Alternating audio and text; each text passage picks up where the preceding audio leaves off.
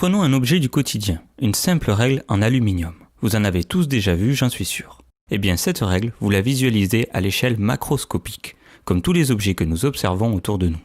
Si on zoome suffisamment, on arrive à voir les atomes d'aluminium qui constituent cette règle. On passe alors à ce qu'on appelle l'échelle microscopique. Ok, là j'ai peut-être un peu trop zoomé. L'échelle microscopique est celle que l'on voit avec un très bon microscope.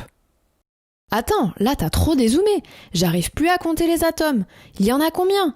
Beaucoup. La lettre N nous indique le nombre d'atomes qui se trouvent dans ce petit carré. Et rien que là, il y en a déjà 1 milliard. Pouah, je vais jamais réussir à les compter. Même en utilisant les puissances de 10, ça va être trop dur. Il y en a trop. Ne t'inquiète pas, il existe une autre façon de compter en chimie.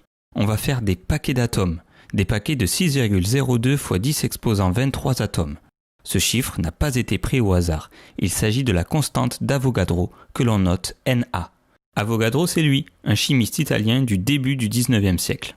À l'échelle macroscopique, le nombre de paquets correspond à la quantité de matière dont le symbole est la lettre n et l'unité est la mole.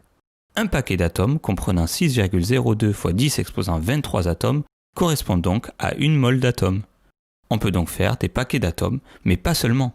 On peut aussi faire des paquets d'ions, de molécules, d'électrons. Enfin, vous l'aurez compris, de tout ce qui est très petit. En fait, une mole d'entité, c'est un paquet contenant 6,02 x 10 exposant 23 entités. Et une entité, c'est une particule microscopique. C'est exactement ça. Mais ce qu'il faut comprendre, c'est que la quantité de matière est au monde macroscopique ce que le nombre d'atomes est au monde microscopique. Et pour passer de l'un à l'autre, on utilise la formule mathématique suivante avec grand N le nombre d'entités présentes dans notre échantillon, qui est une grandeur sans unité, et Na la constante d'Avogadro en mol-1. De cette manière, on obtient bien petit n en mol. Pour mieux comprendre, reprenons la règle en aluminium. Celle-ci contient 3 paquets d'atomes d'aluminium, autrement dit 3 moles d'atomes d'aluminium. Pour calculer le nombre d'atomes, et non les compter, on utilise la formule qu'il suffit de transformer de manière à avoir grand N égale Na fois petit n. On remplace les lettres par les valeurs numériques et on trouve qu'il y a 1,8 x 10 exposant 24 atomes d'aluminium dans cette règle.